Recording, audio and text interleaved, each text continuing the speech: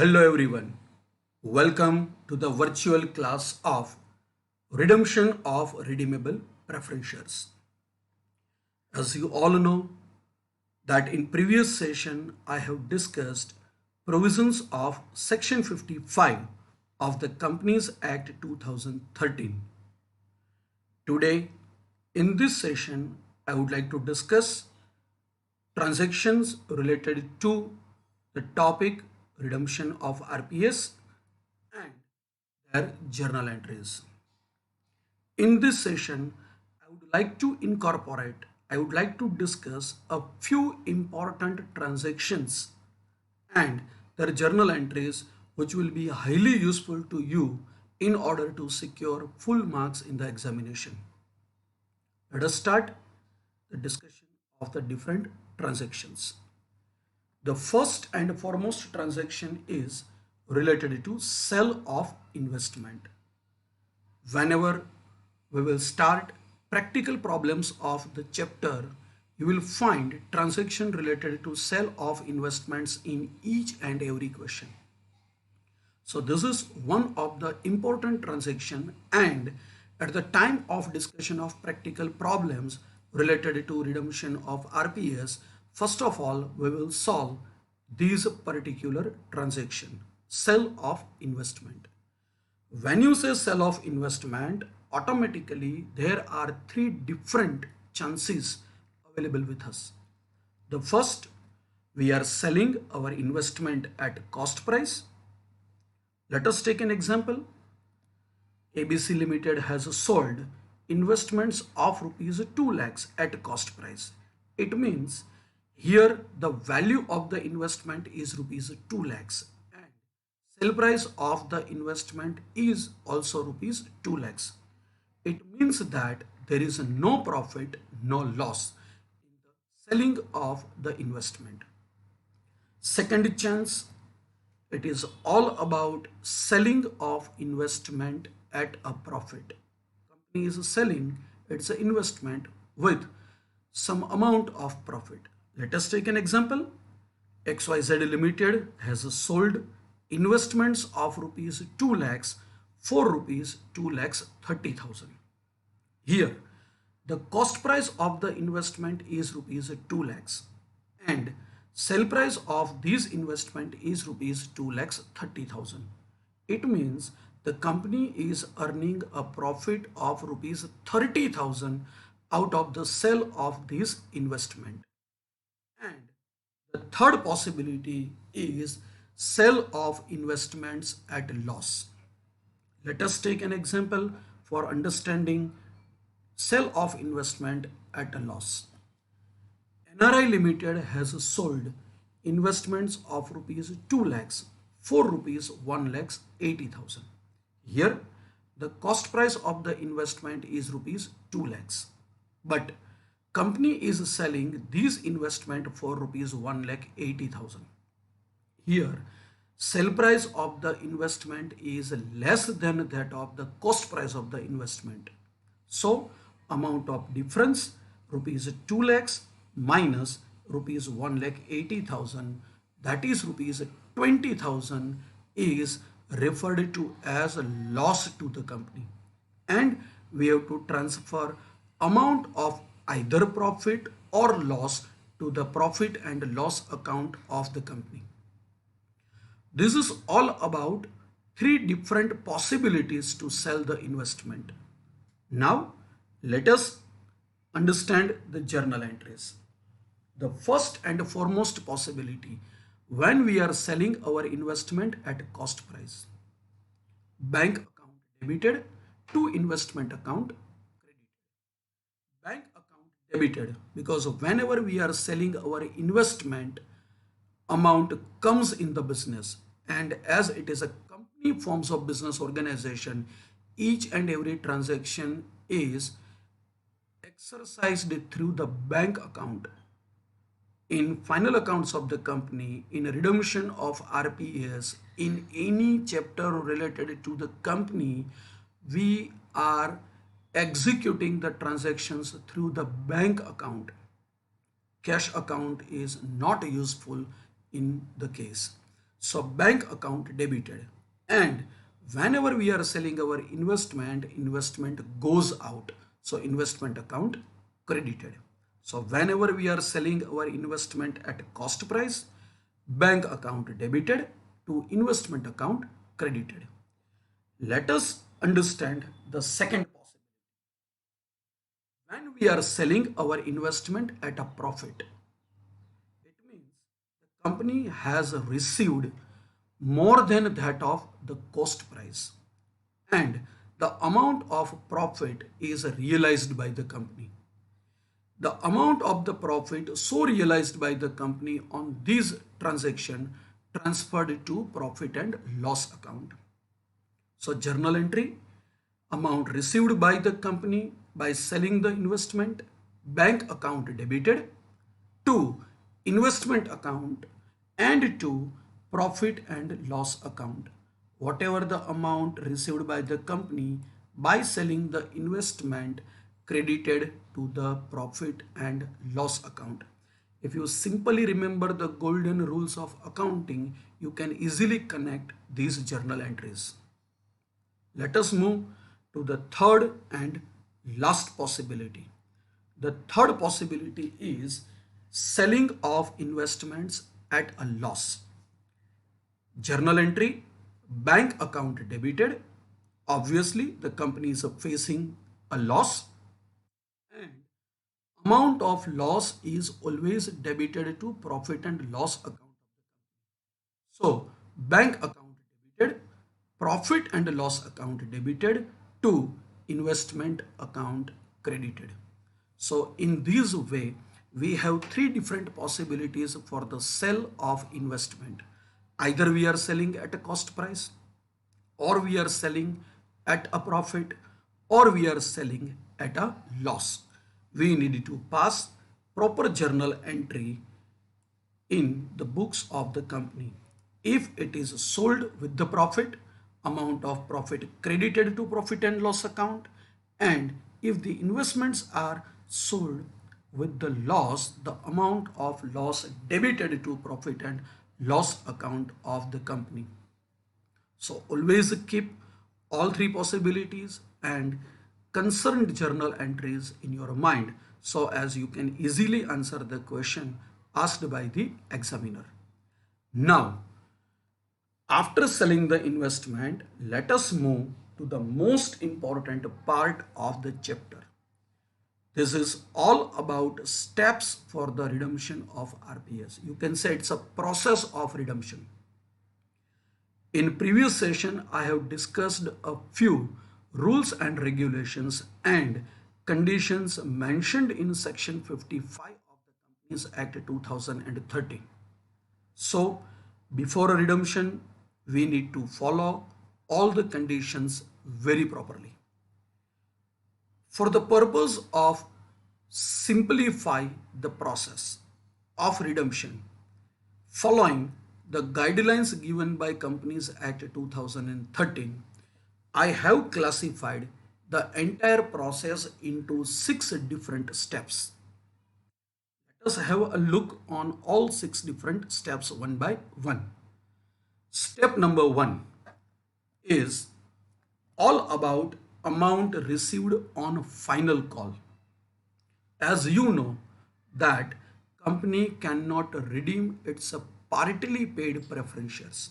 So if redeemable preference shares are partly paid up, the first and foremost step is to receive the amount on final call from the holders of redeemable preference shares so as we can convert our partly paid shares into fully paid up. After conversion of partly paid shares into fully paid up, we can easily redeem the RPS.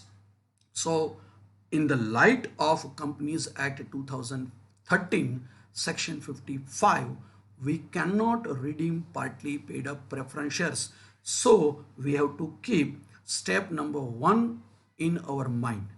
If you find in the question that RPS shares are partly paid, the first and foremost step to follow is amount received on final call. Once you finish step number 1, move to step number 2. Step number 2 is amount redeemable to RPS holders. We have to pay amount to the holders of redeemable preference shareholders, and we have to calculate amount redeemable to RPS holders, and we have to pass journal entries. Step number 3, arrangement of fund for capital part. In previous session I have discussed arrangement of the fund for capital part in detail. We have two different options to arrange the fund.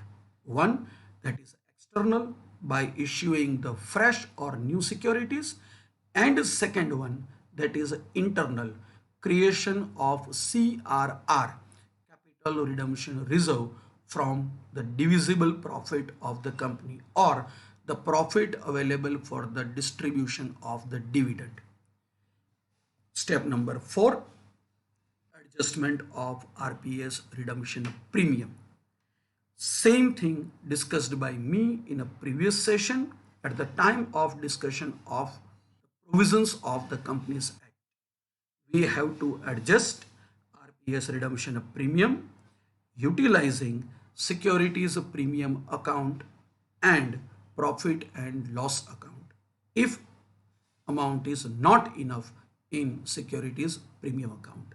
So we have to calculate that amount in step number 4, and we have to pass journal entries as well. Step number 5. Now step number 1, 2, 3 and 4 deals with the arrangement of the fund and provisions of the law. We have already collected amount for capital part in step number 3, and we have already adjusted RPS redemption premium in step number 4.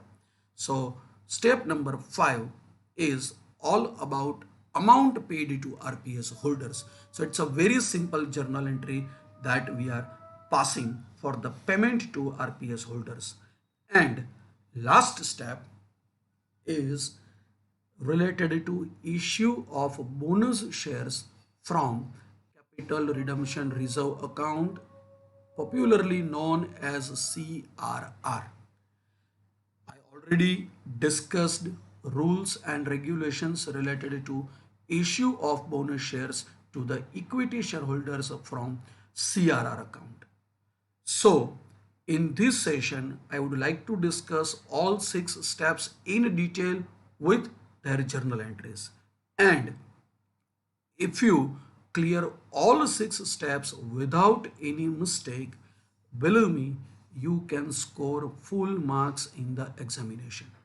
So always remember all 6 steps one by one, and try to follow all 6 steps at the time of calculation of practical problems. If you follow the sequence, if you follow the process, if you follow the steps mentioned over here, believe me, you will complete the question within 10 to 15 minutes. Now let us discuss all 6 steps one by one in detail, and let us learn journal entries related to the concerned transactions. These journal entries are highly useful to you because in the examination you need to prepare journal entries in the books of the company. Step number 1, final call received on RPS. As I discussed in a previous session, final call received on RPS is applicable only in the case if redeemable preference shares are partly paid. Say for example, face value of the share is rupees 10 and amount called up and paid up by the company is rupees 10. Then these shares are referred to as fully paid shares. In case of fully paid shares, we need not to follow step number 1 because right from the beginning shares are fully paid up. But we have to follow step number 1 when redeemable preference shares are partly paid up. Let us take an example.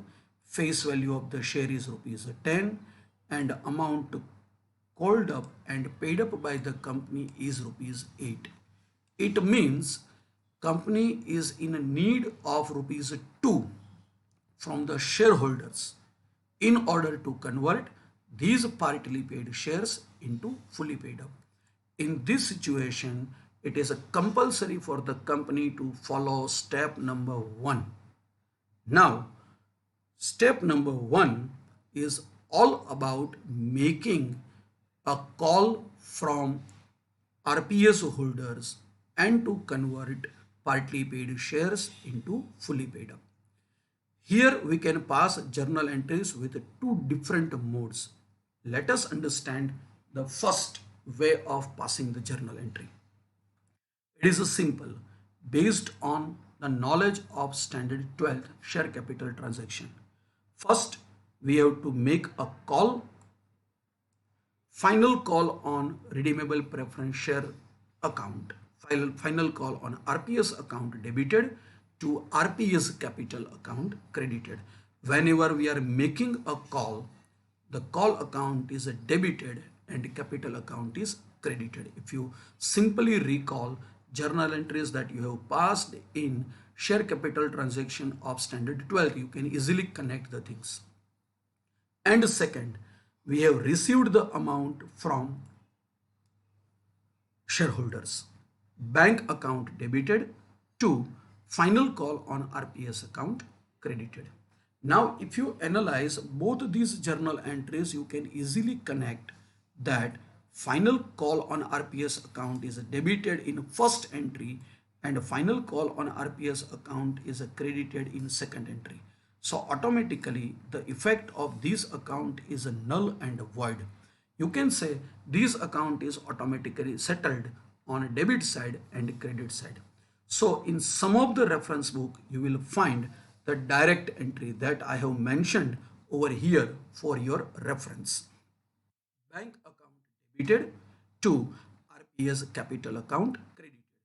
If you combined first two journal entries, the final result is bank account debited to RPS capital account credited. You just check bank account is debited over here and RPS capital account is credited over here because final call on RPS account debited in first entry and credited in second entry referred to as a temporary account that is going to adjust on both the side. We will pass journal entries in the books of the company following our own method, right? But we need to keep first option and the second option in the mind. In the examination, you can pass any of these entries, but the most preferable is the first way of passing the journal entry. In a second one, nothing is wrong, but it is a technical process. So we have to follow journal entry in order to complete step number 1, final call received on RPS. Now move to step number 2. Step number 2 is all about amount redeemable to RPS holders. It means amount payable to RPS holders. Here we need to calculate amount payable to RPS holders. Let us learn journal entry first. Journal entry for amount redeemable to RPS holders.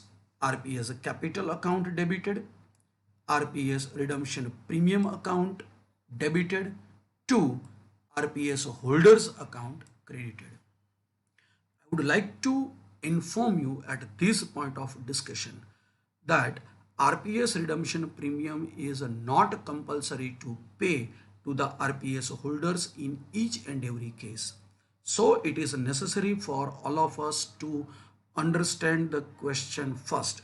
If it is clearly mentioned by the examiner in the question that company would like to redeem or the company has decided to redeem the RPS at a premium, we will debit the amount of premium. Otherwise, we have to exclude this amount from the journal entry. So reading of the question playing an important role in the solution of the problem. For example, ABC Limited decided to redeem 8,000 RPS of rupees 100 each at 10% redemption premium. Here, the information of redemption premium is clearly given. So, how to calculate total amount payable to RPS holders? First, we have to calculate RPS capital. 8,000 redeemable preference shares. Face value of each share is rupees 100. So 8,000 multiplied by 100 rupees. Total amount 8 lakhs. As per the information, we need to pay 10% redemption premium to the RPS holders. So add redemption premium at the rate of 10%. These 10% is of the capital. So 8 lakhs multiplied by 10%.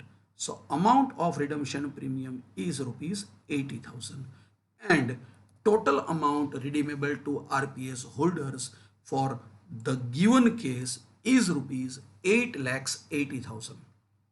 8 lakhs for capital, 80,000 for redemption premium. Total 8 lakhs 80,000. If I would like to pass a journal entry of the given example, RPS capital account debited rupees 8 lakhs, RPS redemption premium account debited rupees 80,000 to RPS holders account 8 lakhs 80,000, being amount redeemable to RPS holders at the rate of 10% redemption premium. So in this way, I can complete my journal entries as well as narration to the journal. Let us move to one more example without having the data on the screen. Suppose ABC Company Limited would like to redeem 8,000 RPS of rupees 100 each at par. Means the company don't want to pay any kind of redemption premium to the shareholders. So it's a very simple. 8,000 shares multiplied by rupees 100, 8 lakhs. Redemption premium 0. There is no redemption premium. So total amount redeemable to RPS holders is rupees 8 lakhs. Very simple journal entry. RPS capital account debited rupees 8 lakhs to redeemable preference shareholders, that is RPS holders account 8 lakhs. As I discussed in the beginning of step number 2, it is not compulsory for the company to pay RPS redemption premium in each and every case. So case to case, question to question, information will be given by the examiner that we need to follow very properly. Now move to the most important step of the redemption process. You can say this step is heart of the topic because step number 3 and next step, that is step number 4, will be playing an important role in entire calculation. Step number 3 is arrangement of the fund for capital part. In step number 3, we will discuss for capital part only. We don't want to discuss anything for the RPS redemption premium part. Right? So, let us understand the things. For the purpose of arrangement of the fund for capital part, we have two different options. First option, that we can collect the amount by fresh issue, that is a new issue of securities. And second option is we can create capital redemption reserve from the credit balance of divisible profit. So we have to arrange the fund for capital part using two different options. One, it is external option, and two, it is internal option. For the purpose of arrangement of the fund for capital part, we have to follow the information given in the question. Examiner will provide you all the informations in a very precise form so as you can easily adjust the amount. without following the information supplied by the examiner in the question, never calculate, never arrange the fund for capital part. I repeat, whatever the arrangement of the capital part is, examiner will provide you clear-cut information in the question that you will realize at the time of discussion of first practical question of the chapter. For the purpose of detailed understanding of the arrangement of the fund, you may watch lecture number 1 again, because I have discussed this provision in detail at the time of discussion of the provisions of section 55 of the Companies Act 2013. Now, let us move to the arrangement of the fund for capital part. You may check your screen. I have divided your screen into two different parts in order to understand both the modes of collection of the fund very easily. The first option is by the issue of new securities. Journal entry, bank account debited to equity share capital account. I would like to clear one thing before discussion of the second part with you. Here I have mentioned a term securities. Securities include equity shares, preference shares, debentures, etc. It is not necessary that in each and every case the company will issue equity shares only.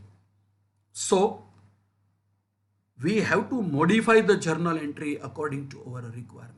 Say for example, the company is issuing preference shares. So the journal entry would be bank account debited to preference share capital account. If company used it to issue debentures for the collection of the fund, then journal entry would be bank account debited to debentures account. Here, for the purpose of just explanation and illustration, I have mentioned equity share capital over here. But it is not compulsory that in each and every case equity share capital is issued by the company. And that is why I have used a broad word over here.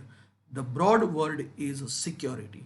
Security includes equity share capital, preference share capital, debentures, or any other security issued by the company. So just try to modify the journal entry remains same. Simply we have to modify with the security. And one more important item that you should know before starting the practical. Securities may be issued by the company at par. At par means at face value, or premium, or a discount. Just recall mode of issuance of the securities explained in the chapter of share capital transaction of standard 12th. Company may issue shares at par, at a premium that is more than face value, or discount that is less than that of the face value. So accordingly, we have to modify our journal entries. Let me give an example to you. A company issued equity shares of rupees 1 lakh at 5% premium. It means the company is in receipt of 1,05,000 rupees by issuing new securities. 1 lakh rupees for capital and 5,000 rupees for securities premium. So in this situation, the journal entries mentioned over here would be modified by us. What will be the journal entry? Bank account debited 1,05,000, that is a total amount received by the company, to equity share capital account 1 lakh, to securities premium account 5,000. In previous session, I have discussed that now we will use a word security premium instead of share premium. So, based on the given information, we have to modify the journal entries as per our requirement. Second option is by the creation of CRR account, Capital Redemption Reserve account. For the creation of Capital Redemption Reserve account, we can utilize amount available with the company for the distribution of the dividend, or it is known as a divisible profit. General reserve, profit and loss account, or any other free reserve. Free reserve is useful to the company in order to create capital redemption reserve, that is CRR account. 2. Capital redemption reserve account. So whatever the reserve we are utilizing to create a CRR, we have to debit, and capital redemption reserve account is credited. Now just recall the condition given in the section 55. A company may create CRR from the profit available for the distribution of dividend to the shareholders, that I have discussed even in the previous lecture and just before a few seconds. Here we cannot utilize any specific reserve. Say for example, the company has collected a reserve for specific requirement or specific objective. Say for example, a depreciation fund. In fact, depreciation fund is not a reserve, it is a provision. We have to utilize a depreciation fund in future to purchase or to construct new asset. So we can utilize a depreciation fund for the purpose of specific objective. So we cannot utilize depreciation fund or any other reserve which is specific or special in nature in order to create a CRR. That is why the words are used over here, the profit available for the distribution of dividend. Precisely, it is known as a free reserve, without any kind of charge, without any kind of specific objective with the reserve. So whatever the reserve we are utilizing to create the CRR, simply remember reserves are debited and capital redemption reserve, that is CRR account, is credited. With this, our step number 3 comes to an end. Let us move to step number 4. Step number 4 is all about adjustment of RPS redemption premium.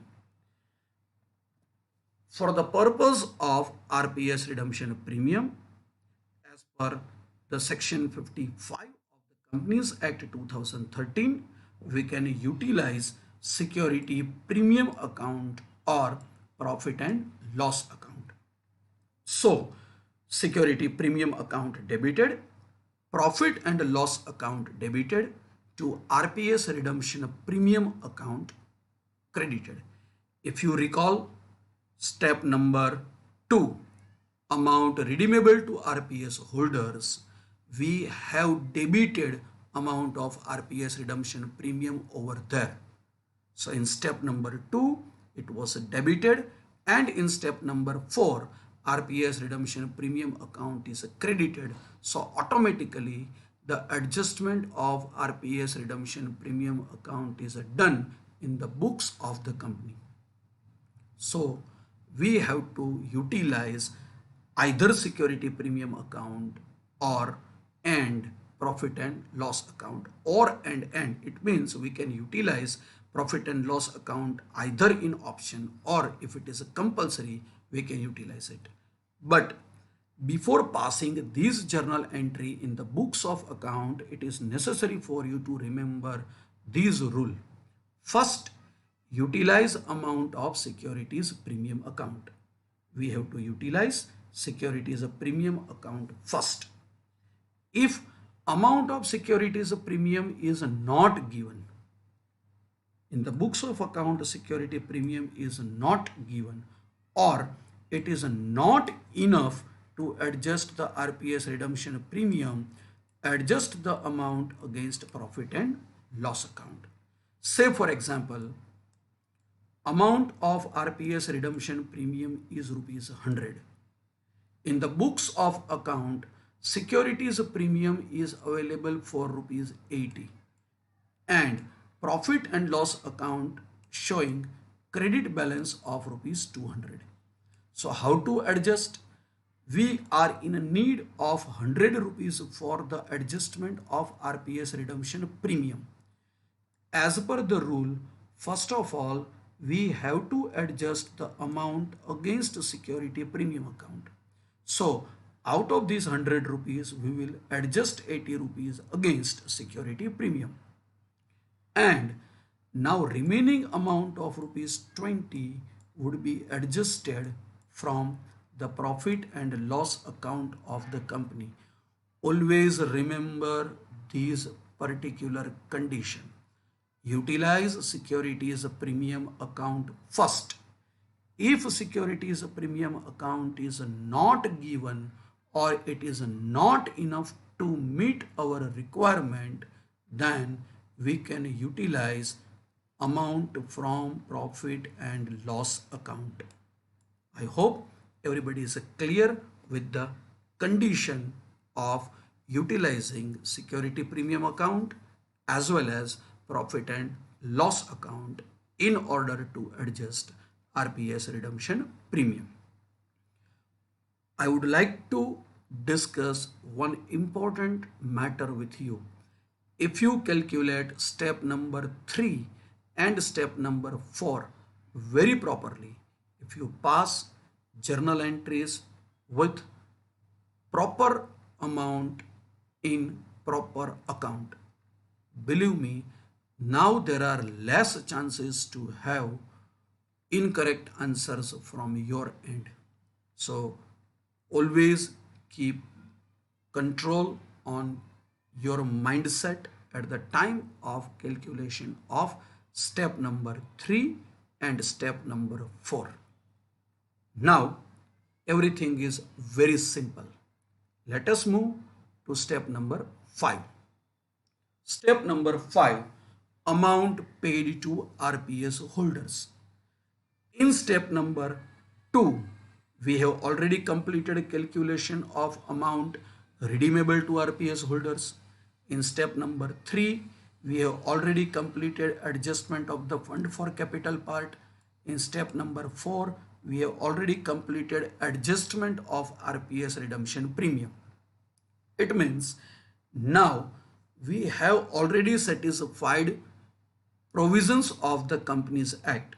So now at this point, we can pay amount to RPS holders, and simply for the purpose of payment to RPS holders, we have to pass a journal entry. RPS holders account debited to bank account. As we are making payment to RPS holders, amount goes out from the bank account, so it is credited with the bank account. RPS holders account debited to bank account. Very simple and straightforward step from the process of redemption of RPS. But step number 5 is based on the accuracy and perfection in step number 2, step number 3 and step number 4. If you calculate step number 2, 3 and 4 very properly, you can pass journal entry for step number 5 very easily without any kind of calculation, because we have completed everything in step number 2, 3 and 4. Now move to the last step. Last step of the redemption process is issue of bonus equity shares from CRR, Capital Redemption Reserve account. CRR account.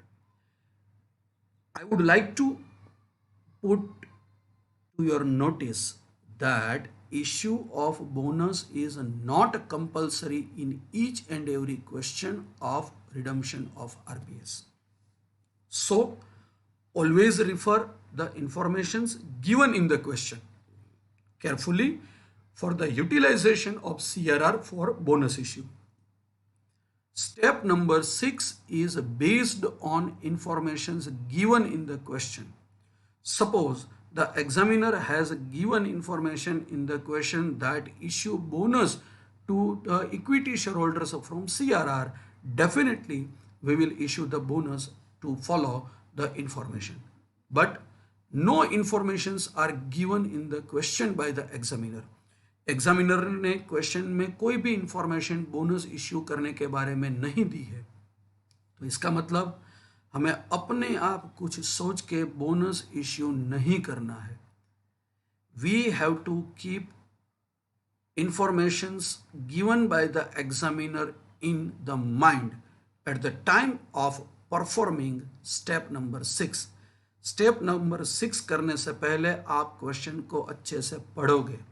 अगर examiner ने question में यह बताया है कि आप bonus issue CRR में से करो तभी हम बोनस इश्यू करेंगे, वरना बोनस इश्यू करने की ज़रूरत नहीं है और ये कंपलसरी भी नहीं है. बोनस शेयर्स सीआरआर में से इश्यू करना है या नहीं है वो हमें एग्जामिनर क्वेश्चन के ज़रिए बताएगा. आप अच्छे से क्वेश्चन पढ़ोगे स्टेप नंबर 6 करने से पहले. अगर हमें बोनस इश्यू करना है तो हम क्या करेंगे? If we have to issue bonus shares to the existing equity share holders of the company utilizing the balance of CRR account, then we have two different options to pass journal entries.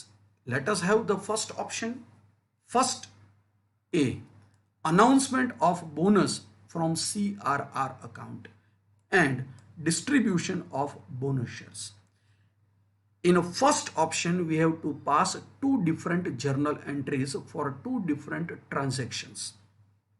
The first transaction is all about announcement of bonus from CRR account. CRR account debited to bonus to shareholders account credited. If you recall step number 3, we have transferred something from reserve account to CRR and at that time CRR account was credited by us. So it was credited by us and over here it is debited, so CRR account is also settled if we have to issue the bonus. CRR account debited to bonus to shareholders account.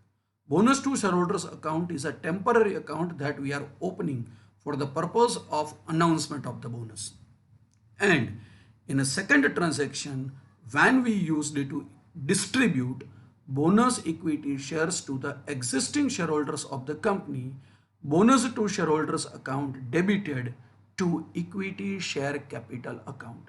So if you analyze both these journal entries, you will realize that bonus to shareholders account is debited once and bonus to shareholders account credited once. So effect of bonus to shareholders accounts getting settled on debit and credit side.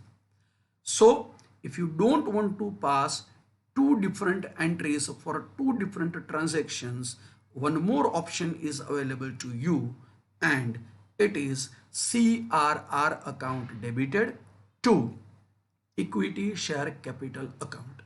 If you analyze both these journal entries, you will get it. In first entry, CRR account is debited and in second entry, equity share capital account is credited.